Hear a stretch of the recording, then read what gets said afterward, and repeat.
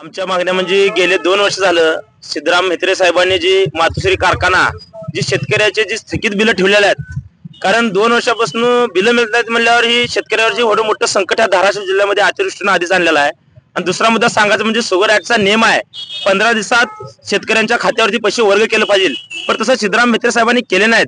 आणि साखर आयुक्त पुन्हा असेल, सोलापुरातले असतील आणि कलेक्टर साहेब नेमकं त्याने काय करतात, वार आम्ही आंदोलन म्हेत्रे साहेबांच्या घरावरती केलो, नंतर आपण त्यांच्या काँग्रेस भवनावरती तिथे केलो गेल्या वर्षी. त्याच्यामुळे काय शेतकऱ्याचे पल्ले आहेत. आमचे सतीश भाऊ आज 5वा दिवस अन्न त्याग आंदोलन करतायत. त्याच्यामुळे त्यांचे 5व्या दिवसाच्या आंदोलनाला राणादादांनी शुक्रवारी आम्हाला तिकडे कलेक्टर साहेबांना पाठवले, कुमार आशीर्वाद साहेब असतील, आम्ही काय शेतकरी पाटील साहेब ते आम्ही गेलो, तिथे चर्चा केलो. तिथं चर्चा केल्यानंतर त्यांनी आज आम्हाला काही तोडगा काढू असं राणादादांनी आम्हाला सांगितलेत.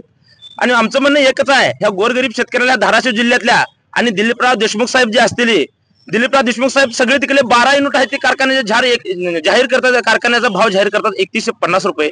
मग आमच्याकडला का भाव जाहीर करत नाहीत? आम्हाला एक आदेश वाटला, आम्ही कैलासवासी विलासराव देशमुख साहेबांचे कार्य करतात म्हणून आम्ही तळमळीने सांगतोय. अमित भैयाने स्वतः सांगितलेत, माझ्याकडे व्हिडिओ क्लिप आहे, त्यांनी स्वतःहून सांगितलेत की बाबा धाराशिव जिल्ह्यामध्ये मांजरा परिवार हा आगमन होत आहे आणि शेतकऱ्याची चिंता करायची काही गरज नाही असं दिसून येत नाही. कारण गेल्या वर्षी तिकडल्या शेतकऱ्याला, लातूरच्या शेतकऱ्याला 3000 रुपये देतात भाव आणि आमच्या शेतकऱ्याला 28 देतात. आणि त्याच्याने गेल्या वर्षी बघितलं तर 2600 दिलं. आम्ही वारंवार त्यांच्या आंदोलन करायचं का, आम्ही हीच करायचं का? आणि धाराशिव जिल्ह्यामध्ये कारखाना आल्यानंतर बाकीचे कारखानदार भाव जाहीर करत नाहीत, त्यांचे एवढे मोठे युनिट असून त्याने भाव जाहीर करतात, आम्ही काय करावं? त्याच्यामुळे माझी कळकळीची विनंती आहे, अमित देशमुख साहेबाला विनंती आहे, दिलीपराव देशमुख साहेबाला विनंती आहे, हात जोडून आमची या धाराशिव जिल्ह्यातल्या कळकळीची विनंती आहे. कैलासवासी विलासराव देशमुख साहेबांचे विचार होते, ती विचार तुम्ही विचाराला आम्ही कार्यकर्ते, आम्ही त्यांच्या त्यांना धक्का लागू देणार नाही. आणि आम्हाला शेतकऱ्याला जोपर्यंत न्याय मिळत नाही तोपर्यंत सतीश भाऊची ठाम भूमिका आहे. अन्न त्याग आंदोलन करताय, आमच्या अक्षरशः डोळ्यावर पाणी येते. शेतकऱ्यांनी आंघोळ्या केल्या नाहीत, महिला आहे तिथं बसलेत, 3 दिवस झालं बसले तिथं. अक्षरशः मला असं वाईट वाटतंय.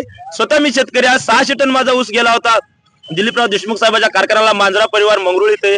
त्यांनी आम्हाला 2600 रुपये पहिली उचल म्हणून असं पेपर दुखून डिक्लेअर केले होते, पण आम्ही आंदोलन केलो तरी आमच्या शेतकऱ्याला त्यांनी न्याय दिला नाही त्या टायमाला. म्हणून माझा तुम्ही मांजरा परिवार हा समूह हा म्हणताय, पण भाव का देत नाही आमचा प्रश्न आहे. तुम्ही का जाहीर करत नाही? धाराशिव जिल्ह्याच्या शेतकऱ्याला सगळ्या कारखानदारांना का बैठक घेतल्या का लुटाची, तुम्ही लुटून घ्यायचं का बैठक घेतल्या का, मला ही प्रश्न आहे.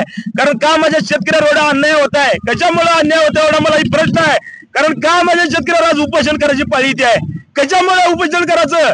आज 5वा दिवस नाही, आंघोळ नाही. आणि आमचे शिवाजी रयतेचे राजा, आमचे शिवाजी महाराज आम्हाला न्याय देतील, आम्हाला 100% आमची भूमिका आहे म्हणून आम्ही इथं बसलोय. सोलापूर जिल्ह्यात गेले त्यांनी गुंड सोडतात, शेतकऱ्यावरती अन्याय करतात. त्याच्यामुळे आम्हाला वाटलंय या मीडियाच्या माध्यमातून तुम्ही एकनाथ शिंदे साहेबांना विचारा, आमच्या शेतकऱ्याचे का 2 वर्ष झाले पैसे तर देतात, कशामुळे?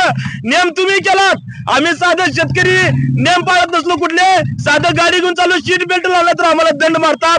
मग आम्हाला शेतकऱ्याला असं का? कारण काय याचं मला सांगा. माझी हात जोडून कळकळीची विनंती आहे एकनाथ शिंदे साहेबाला बी, आमच्या शेतकऱ्याला न्याय द्या. आमचे सतीश भाऊ आज अन्न त्याग करतात, आम्हाला कळकळ वाटते, आम्ही तर समोर बसलोय. कारण या शेतकऱ्या विचारा, माय माऊली तुम्ही बैठ घ्या वाटलं असतं या मेळो मला सांगून. जय शिवाजी. आणि आई तुळजा भवनला ओढत सांगतो, आमचे छत्रपती रयतेचे राजा आहेत, आम्हाला न्याय 100% मिळेल एवढं आमची अपेक्षा आहे.